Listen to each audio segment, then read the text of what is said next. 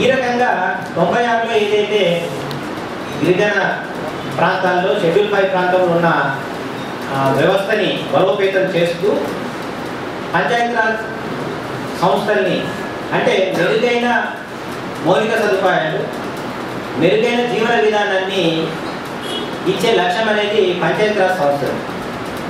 అదేవిధంగా గిరిజనులు వాళ్ళు చేసుకునే స్వయం పాలన, వాళ్ళ సింపుల్ సిస్టమ్ ఆఫ్ అడ్మినిస్ట్రేషన్ కూడా పీసా చట్టం ఒక చట్టబద్ధతని ఇచ్చింది. ఈ రెండు అంశాలని 96 కేంద్ర చట్టం తెలియజేసింది. దానికి అనుగుణంగా ఈ రోజు వరకు కూడా దాన్ని ఏ రకంగా పీసా చట్టాన్ని అమలు చేద్దామనే ఇంకా ఆలోచననే మన మేధావులంతా ముందుకెళ్తున్నారు.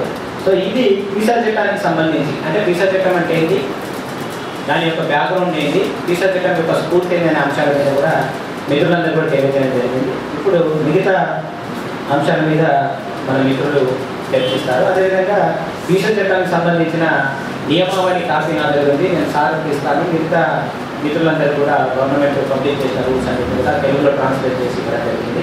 అది మన మిత్రులందరూ కూడా అందజేయాలని కోరుతున్నాను. పీసా చట్టం యొక్క చివరి అంశం ఏంటంటే, పీసా చట్టం అనేది ఇది PESA is the people's act. So PESA implement కావాలంటే పీపుల్స్ ఎంపవర్మెంట్ అనేది జరగాలి. అంటే పీసా చట్టం ప్రజల చట్టం, అంటే అధికారాలన్నీ కూడా గ్రామ సభకు ఇవ్వడం జరిగింది.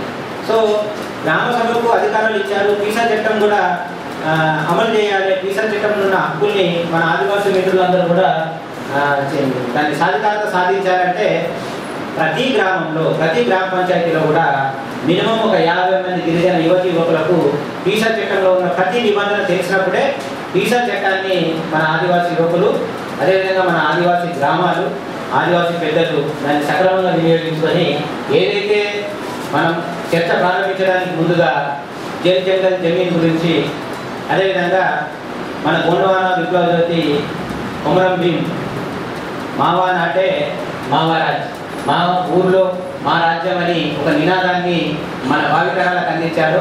ఇప్పుడు ప్రభుత్వం ఒక చట్టమే ఇచ్చింది కాబట్టి ఈ చట్టాన్ని అమలు చేయడానికి మనమందరం కూడా మనతోనైనంత సహాయ సహకారాలు మన ఆదివాసీ ప్రాంతంలో ఉన్న మిత్రులకు అందించాలని కోరుతూ ఈ అవకాశం ఇచ్చిన పెద్దలకు, ముఖ్యంగా తెలంగాణ రిసోర్స్ సెంటర్ అధ్యక్షుల వారికి, మిగతా మిత్రులందరికీ కూడా ధన్యవాదాలు తెలియజేసుకుంటూ సెలవు తీసుకున్నాను. Thank you.